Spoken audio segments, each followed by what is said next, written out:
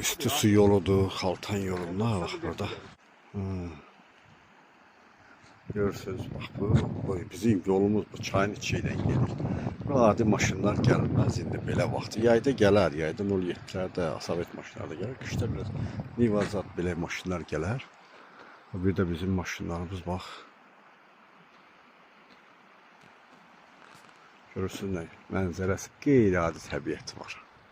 Hərdən bir mühiti dəyişmək lazımdır ki, mühiti dəyişdikcə rahat yaşaya bilərlər. Yəni biz bu yollarla gidirik. Bax maşınlar bunlar bu yol budur.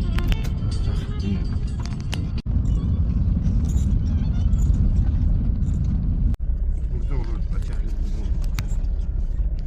Bəkərli.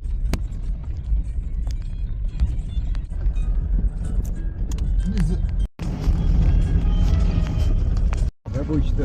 Geçen defa buradan taş yapardım, kebap taşı. Yassı taş. Dağlara bak.